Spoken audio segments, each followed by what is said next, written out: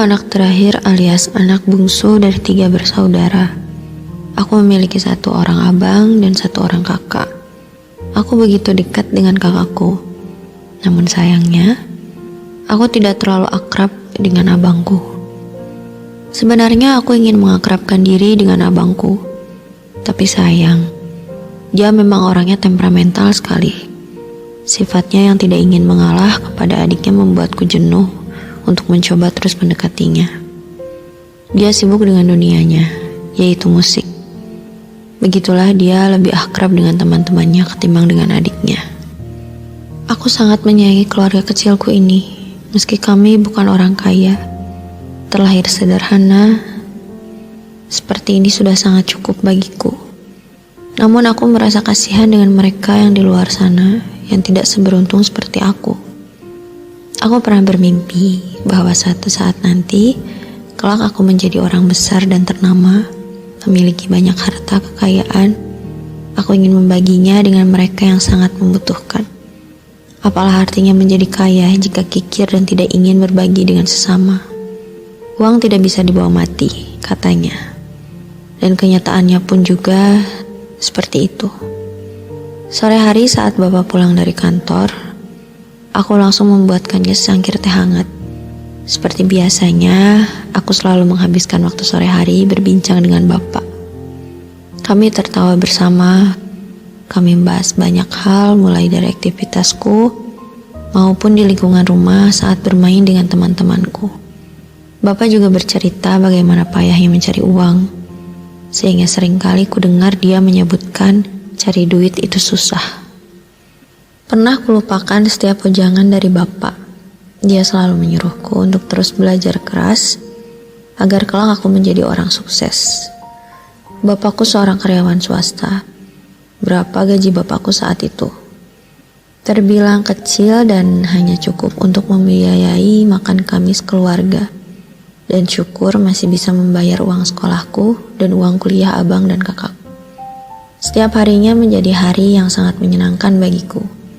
Meski saat aku di sekolah pernah diejeki dan dijauhi oleh teman-temanku. Tapi saat aku pulang ke rumah, aku menjadi bahagia lagi setelah mengobrol bareng Bapak. Tidak ada jadwal yang sangat spesial selain jadwal ngobrol bareng Bapak setiap sore. Seiring berjalannya waktu, aku pun mulai tumbuh menjadi anak yang dewasa. Dan bapakku pun mengalami perkembangan dalam pekerjaannya di kantor. Bapak berkesempatan mengikuti pelatihan keluar kota berminggu-minggu yang dibiayai oleh perusahaan tempat dia bekerja. Dan itu sangat menyedihkan karena aku tidak akan mengobrol lagi bareng Bapak.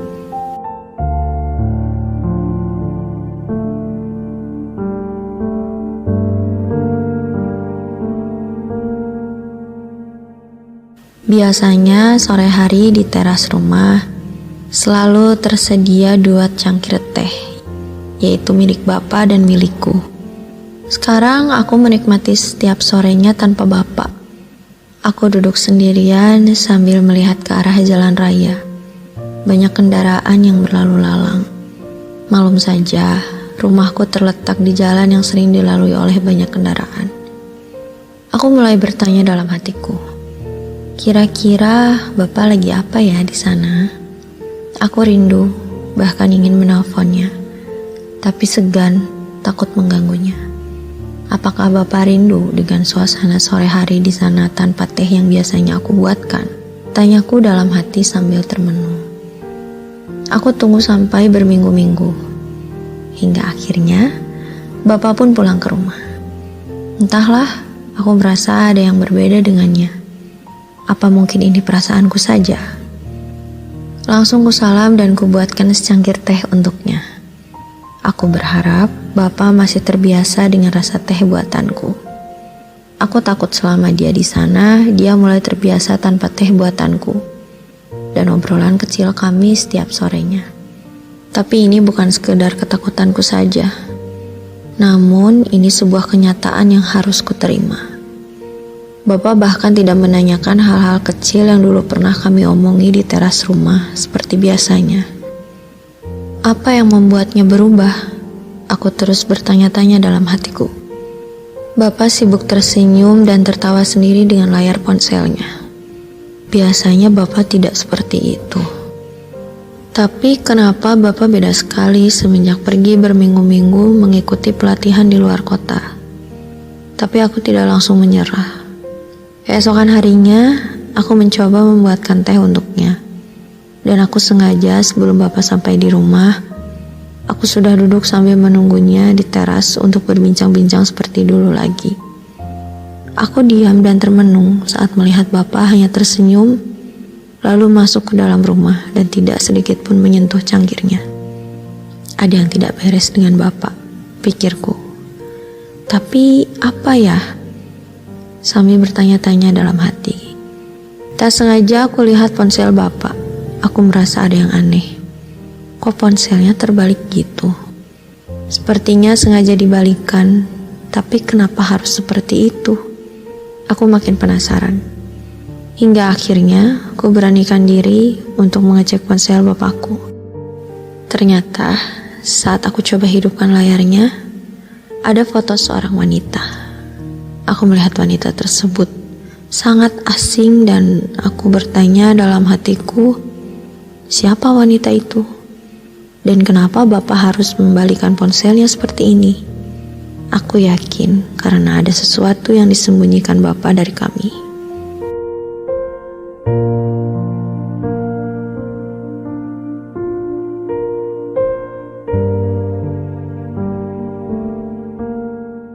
Awalnya aku tidak berniat memberitahukan soal ini kepada orang rumah. Tapi perlahan, aku mulai tergerak untuk memberitahu sesuatu yang aneh di ponsel Bapak. Kami semua terkejut jika memang benar wanita itu selingkuhannya, dan betapa terpukulnya aku saat itu. Aku berusaha dewasa dalam menyikapi hal itu, namun tidak bisa. Aku marah, aku kesal, aku kecewa. Pantas saja Bapak sudah jarang sekali ngobrol dan menghabiskan waktunya bersamaku. Aku mulai berpikir negatif. Kalau wanita itu, dia kenal saat pelatihan di luar kota kemarin.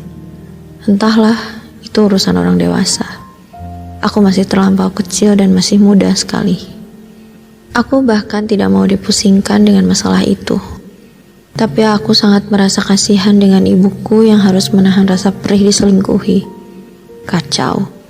Aku bahkan tidak fokus selama belajar di sekolah. Apa ini takdir? Aku bahkan tidak percaya kalau nasib bisa diubah. Aku mulai kehilangan kendali atas diriku. Aku uring-uringan. Bahkan aku tidak sekolah meski dari rumah pamit ingin berangkat sekolah. Aku sangat stres dan depresi sekali saat tahu hubungan keluarga ini tidak harmonis lagi. Aku rindu masa-masa di mana aku dan Bapak masih ngobrol bareng di teras rumah, ditemani secangkir teh yang aku buat. Kini semua tinggal kenangan. Bahkan tidak akan pernah lagi terulang. Kini Bapak dan Ibu memang tidak bercerai, namun sudah pisah ranjang. Aku tidak tahu Bapak tidur di mana setelah Bapak dan Ibu saat itu berantem hebat di depan kami, anak-anaknya. Teruntuk Bapak, di mana dan sedang apapun sekarang, jika sedang membaca tulisan ini, aku harap tersenyum dan tertawa kecil mengingat kenangan terindah kita dulu saat semuanya masih baik-baik saja. Kini, aku sudah tumbuh dewasa meski tumbuh tanpa kasih sayang dari seorang bapak.